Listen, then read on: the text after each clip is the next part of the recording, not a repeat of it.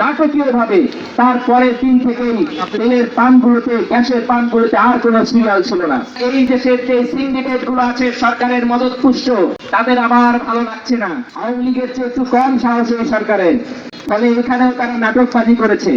তারা যেটা করেছে, একটা কৃত্রিম গ্যাস এবং তেল সংকট দেখিয়েছে। কোথাও তেল গ্যাস পাওয়া যাচ্ছিল না, গাড়ির দীর্ঘ সিরিয়াল, জনগণের দীর্ঘ সিরিয়াল। ঠিকই একটা পর্যায়ে দেখা গেল জ্বালানির দাম বেড়েছে এবং ভৌতিকভাবে, নাটকীয়ভাবে তারপরের দিন থেকেই তেলের পানগুলোতে, গ্যাসের পানগুলোতে আর কোনো সিরিয়াল ছিল না। তাহলে এই ঘটনা কিভাবে ঘটলো? কিভাবে রাতারাতি এই জ্বালানি চলে আসলো? তার মানে এই সরকার একটা নতুন সিন্ডিকেট গড়ে তুলেছে। আওয়ামী আমলে এক সিন্ডিকেট ছিল, এই সরকার আরেকটি সিন্ডিকেট গড়ে তুলেছে। এখন কেন আবার গ্যাসের সংকট? সিগন্যাল খুব ক্লিয়ার। আবার নতুন নাটক, এই নাটকবাজ সরকারের। আপনাদের মনে থাকার কথা, মাত্র কয়েকদিন আগে সিলিন্ডার গ্যাসের দাম একটু কমানো হয়েছে 350 টাকা, 400 টাকার মতো।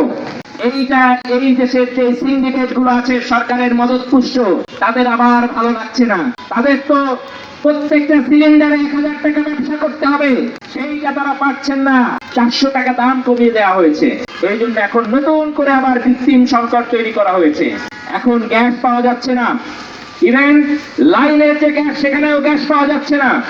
এর মধ্য দিয়ে তারা আবার নতুন কোন ছক করছে এবং এই ছকের ভুক্তভোগী হবে দেশের সাধারণ জনগণ। ফলে আমরা সুস্পষ্ট ভাবে বলতে চাই, যতক্ষণ পর্যন্ত এখানকার মানুষের কর্মসংস্থান নিশ্চিত করা না যাবে, যতক্ষণ পর্যন্ত এই দেশের বেকার মানুষের হাতে চাকরির আলোক পত্রিকা ধরিয়ে দেওয়া না যাবে, ততদিন পর্যন্ত এখানকার মৌলিক যে জিনিসপত্র মানুষের দরকার, এর উপর কোন ধরনের দাম বৃদ্ধি আসলে গ্রহণযোগ্য হতে পারে না।